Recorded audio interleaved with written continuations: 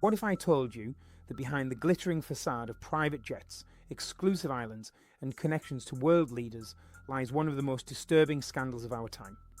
Today, we're diving deep into Jeffrey Epstein's web of power, manipulation, and the dark secrets that shook the foundations of high society.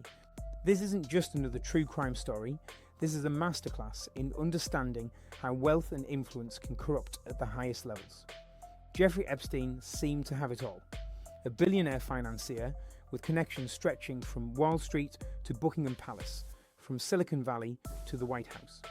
But beneath this carefully constructed image lay a predator who used his wealth and connections to orchestrate one of the most shocking criminal enterprises in modern history. His story reveals uncomfortable truths about how power operates in our world, how institutions can fail, and how victims can be silenced by those with unlimited resources. The rise and fall of Jeffrey Epstein exposes a system where money doesn't just talk, it screams so loudly that it drowns out the voices of justice. From his mysterious beginnings in finance to his establishment of a global network of exploitation, Epstein's story forces us to confront difficult questions about accountability, privilege, and the price of silence. His connections to presidents, princes, and tech moguls weren't just social relationships, they were carefully cultivated tools of influence and protection. But this story isn't just about one man's crimes. It's about the institutional failures that enabled him, the warning signs that were ignored, and the brave survivors who finally brought his empire crashing down. Understanding Epstein's methods reveals crucial lessons about recognizing manipulation, protecting vulnerable individuals, and demanding accountability from those in power. Today, we'll uncover the shocking truth behind the billionaire's secret and what it teaches us about the darker side of wealth and influence. Epstein's journey from a middle-class Brooklyn upbringing to the heights of financial power reads like a carefully orchestrated deception. Born in 1953, he displayed early signs of charm and intelligence that would later become tools of manipulation. His entry into the exclusive world of Bear Stearns investment banks in the 1970s marked the beginning of his transformation from Jeffrey Epstein, the ambitious young man, to Jeffrey Epstein, the mystery financier. What made Epstein particularly dangerous wasn't just his wealth, but his understanding of human psychology and social dynamics.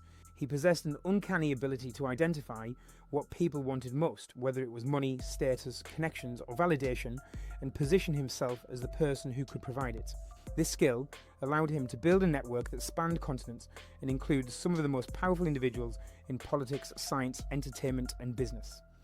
The scope of Epstein's criminal enterprise was staggering in its sophistication and reach. Operating primarily from his Manhattan mansion, Palm Beach estate, and private Caribbean island, he created what prosecutors described as a pyramid scheme of abuse.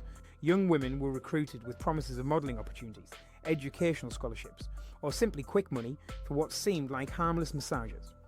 Once ensnared in his system, they were systematically exploited and pressured to recruit others, creating an ever-expanding network of victims.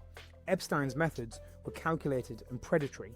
He specifically targeted vulnerable young women, often from troubled backgrounds or difficult financial circumstances. His recruiters, some of whom were former victims themselves, understood exactly which psychological buttons to push. The initial meetings seemed legitimate, professional massage therapy sessions at luxurious properties with substantial payment. But these encounters gradually escalated, with Epstein using a combination of financial incentives, emotional manipulation, and implicit threats to maintain control. The billionaire's network extended far beyond his immediate criminal activities.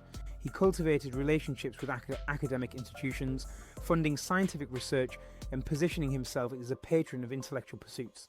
This academic veneer provided legitimacy and attracted brilliant minds who unknowingly lent credibility to his public persona. His donations to Harvard, MIT, and other prestigious institutions created a buffer of respectability that made accusations against him seem less credible to those in positions of authority. Perhaps most chilling was Epstein's systematic documentation of his activities and connections. Investigators discovered extensive records, photographs, and video recordings that suggested his operations served purposes beyond personal gratification.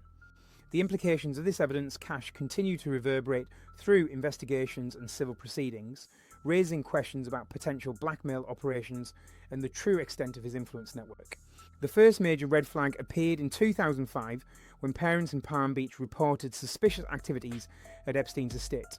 Despite initial police investigations revealing evidence of systematic abuse, Epstein's legal team, led by high-profile attorney Alan Dershowitz, negotiated what many consider one of the most lenient plea deals in criminal justice history. This 2008 agreement allowed him to serve just 13 months in a county jail with work release privileges, effectively protecting him and any potential co-conspirators from federal prosecution. The plea deal represented a catastrophic failure of the justice system. Federal prosecutors had prepared a 53-page indictment detailing serious federal crimes, but political pressure and Epstein's connections resulted in a secret agreement that violated victims' rights under federal law. The prosecutor who negotiated this deal, Alexander Acosta, later served as Labour Secretary under President Trump, highlighting how Epstein's influence extended into the highest levels of government.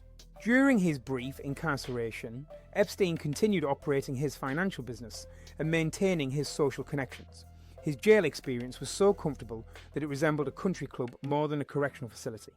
This period demonstrated how wealth could literally buy different treatment within the criminal justice system, setting a dangerous precedent that money could shield even the most serious offenders from meaningful consequences.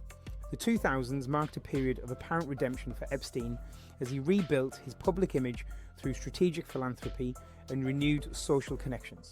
He hosted elaborate dinner parties, funded scientific conferences, and positioned himself as a forward-thinking philanthropist interested in cutting-edge research. This rehabilitation campaign was so successful that many previous associates resumed their relationships with him, either unaware of or choosing to ignore his criminal history. However, investigative journalists, particularly Julie K. Brown of the Miami Herald, refused to let Epstein's crimes fade from public memory.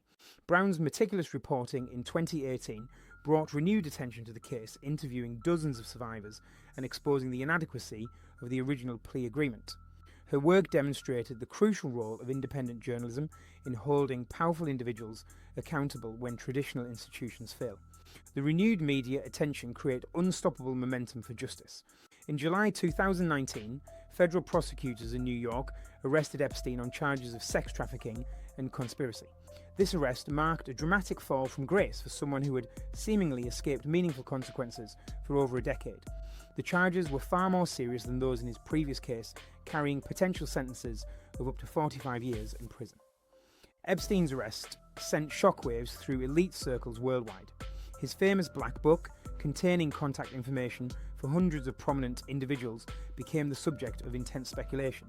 While having someone's contact information didn't imply wrongdoing, the revelation of these connections raised uncomfortable questions about who knew what and when they knew it. The most shocking development came on August 10th, 2019, when Epstein was found dead in his jail cell at the Metropolitan Correctional Center in New York. Officially ruled a suicide, his death immediately sparked conspiracy theories and questions about the adequacy of prison security measures. The timing was particularly suspicious, occurring just one day after court documents were unsealed that potentially implicated other high-profile individuals in his network. Following Epstein's death, investigations expanded to focus on his alleged co-conspirators, most notably Ghislaine Maxwell, his longtime associate and alleged recruiter. Maxwell's arrest in 2020 and subsequent conviction on federal charges provided some measure of justice for survivors, but many questions about the full extent of Epstein's network remain unanswered. Understanding predatory behaviour patterns represents perhaps the most crucial lesson from Epstein's case. His methods weren't unique, they followed established patterns used by manipulators throughout history. He identified vulnerable targets, gradually escalated inappropriate behaviour, used financial incentives to maintain control, and leveraged shame and fear to ensure silence. Recognizing these patterns can help potential victims and their support networks identify dangerous situations before they escalate. The importance of believing survivors cannot be overstated. Many of Epstein's victims tried to report his crimes years before he was finally held accountable, but were dismissed or ignored by authorities who found their stories difficult to believe when pitted against his wealth and connections. This case demonstrates how societal biases about credibility can prevent justice and enable continued victimization. Institutional accountability emerged as another critical takeaway. Multiple organisations, law enforcement agencies, educational institutions, media outlets and social circles had opportunity to stop Epstein's crimes but failed to act decisively. This failure wasn't due to lack of information, but rather to conflicting interests, fear of powerful connections and institutional inertia that prioritises reputation over justice. The role of wealth in corrupting justice systems became starkly apparent through Epstein's case. His ability to hire elite legal representation, make strategic political donations, and leverage social connections created a protective barrier that ordinary criminals could never access. This disparity in treatment undermines public faith in equal justice and demonstrates the need for systemic reforms that prevent wealth from purchasing immunity. Investigative journalism proved essential in achieving justice when traditional institutions failed. Julie K. Brown's reporting succeeded where law enforcement had fallen short, demonstrating the crucial democratic function of independent media. Her work showed that persistent ethical journalism can hold even the most powerful individuals accountable when other systems fail. The power of survivor advocacy became evident as victims found strength in numbers and mutual support. Organisations like Victims' Rights Advocacy help survivors navigate legal complexities and public scrutiny. Their collective action transformed individual trauma into systematic change, showing how shared experiences can become catalysts for broader social transformation. Technology's role in modern criminal enterprises was highlighted by Epstein's sophisticated operations. His use of private jets, encrypted communications, and complex financial structures created a global network that transcended traditional jurisdictional boundaries. Understanding these technological enablers is crucial for developing effective prevention and prosecution strategies. The importance of proper oversight for philanthropic activities became clear as Epstein's charitable giving was revealed as part of his reputation management strategy. His donations to prestigious institutions provided legitimacy and access while serving his personal interests. This case demonstrates the need for greater transparency and due diligence in accepting major donations. Corporate and institutional due diligence emerged as another vital lesson. Many organisations associated with Epstein failed to conduct adequate background checks or chose to overlook warning signs because of his financial contributions. Implementing robust screening procedures and maintaining ethical standards regardless of financial incentives is essential for preventing similar associations. Legal system reforms became an obvious necessity following Epstein's case. The secret plea agreement that initially protected him violated victims' rights and demonstrated how prosecutorial discretion can be abused. Advocates have pushed for changes requiring greater transparencies in plea negotiations and stronger protections for victims' voices in legal proceedings. Jeffrey Epstein's story serves as a dark mirror reflecting the worst aspects of wealth concentration and institutional power in a modern society. His ability to operate with impunity for decades wasn't due to criminal genius, but rather to systematic failures that prioritise wealth and connections over justice and protection of vulnerable individuals. The uncomfortable truth is that Epstein's network included some of the most respected names in academia, politics and business, forcing us to confront how thoroughly corruption can penetrate elite institutions. The survivors, who courageously came forward despite significant personal costs, deserve recognition as the true heroes of this story. Their willingness to speak truth to power, often at great personal expense, ultimately brought down one of the most sophisticated criminal operations in modern history.